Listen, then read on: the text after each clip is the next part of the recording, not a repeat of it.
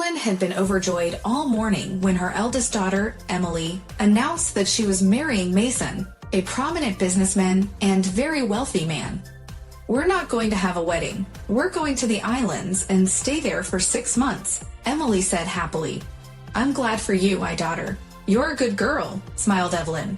"You have everything, your mind and beauty, and now you'll have money too." "Oh, Mommy, don't tell me. He gave me such a ring. My girlfriends are jealous. All right, I'm gonna go pack. Mason will be here soon to pick me up, and we'll go to the restaurant." Evelyn dropped the call and excitedly told her husband how happy their daughter was.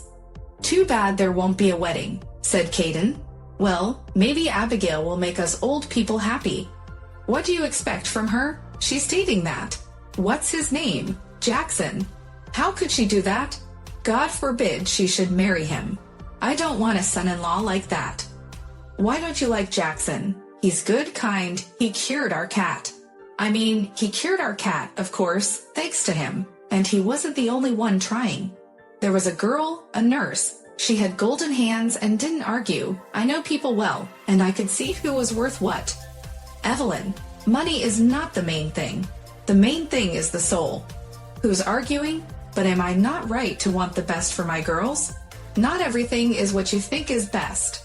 "Why are you talking like that? Did you get a philosophy textbook or something?"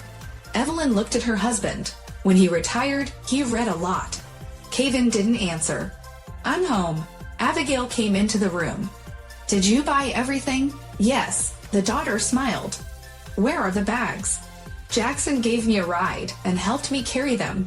"Hello." Evelyn saw her potential son-in-law and greeted him through gritted teeth. "Good afternoon." "Mom, we bought cakes for tea." "I have no money and you're spending on nonsense." "Don't swear, they gave me a bonus." It would have gone to work.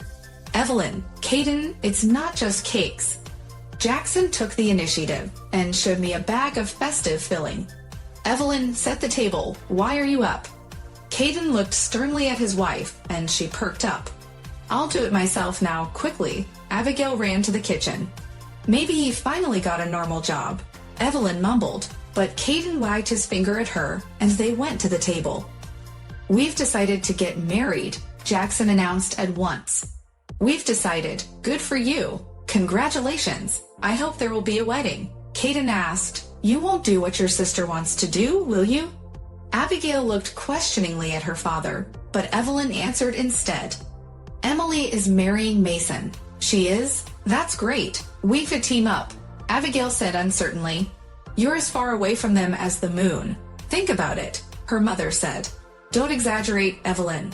We're going to do everything to perfection." We didn't want a big wedding, of course, but if Caden insists, Caden doesn't insist on anything. "Don't you shut me up, Evelyn. I said there's gonna be a wedding, so there's gonna be a wedding. And let Emily and her businessmen live as they please. They're doing very well. They're going to Bali. And you know what kind of ring he gave her?" Evelyn's eyes sparkled. "Not more expensive than money," Caden dismissed. Abigail wanted to show her ring, but realized that her mother wouldn't appreciate it, so she hid her hand and didn't bring it up. Jackson understood and did not insist. They sat for a while longer and he left. There was a lot to do at work. Animals couldn't do without a good doctor or a surgeon. Jackson left, and Evelyn spent the rest of the evening telling Abigail how lucky her sister was, and that Abigail could have found someone better herself.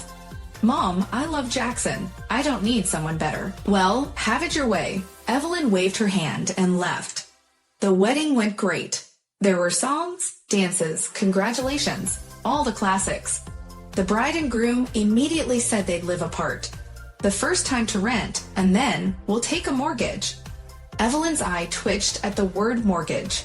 She sat all through the wedding with a disgruntled face, looking for a more suitable option for her daughter, but she couldn't find one. Emily and Mason got married too. They went to Bali and had a secret ceremony there. When Evelyn saw the photos, she almost cried with happiness. "Pasha, look how beautiful it is. Palm trees, sea, white sand, and Emily is like a swan. It's beautiful, like on a postcard," Caden said dryly, "but our Abigail had a better wedding." Are you out of your mind? Well, there's no point in talking to you. You always liked Abigail better. I love our daughters equally, but you're always saying Emily, Emily.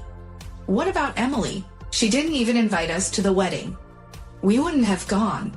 I have a weak heart and my legs can barely walk. Do you know how long it takes to get there? There, said Evelyn. They argued some more, and each had a different opinion. Emily and Mason were living on the island, sending pictures and video calls to brag about how well they were doing. And Abigail and Jackson were attached to their parents, working, planning for the future and children. Everyone seemed happy. But 6 months later, disaster struck. Caden had an unfortunate fall and collapsed, and Evelyn had a seizure under stress. Abigail immediately came to help her parents.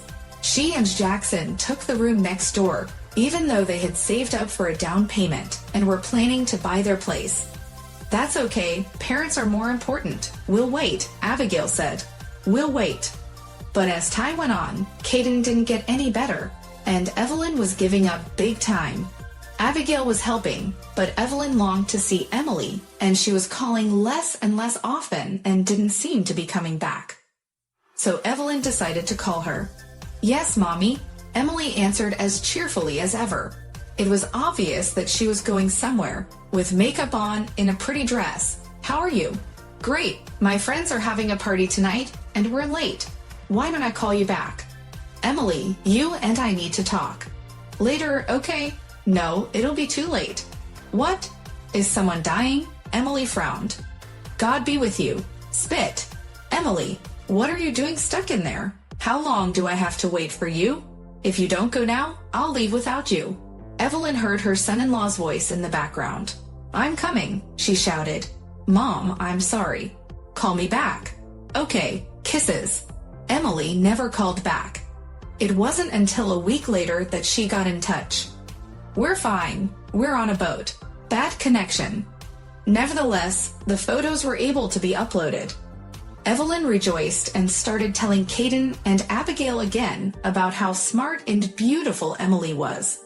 Beautiful indeed, but as for smart, I doubt it, Caden said quietly.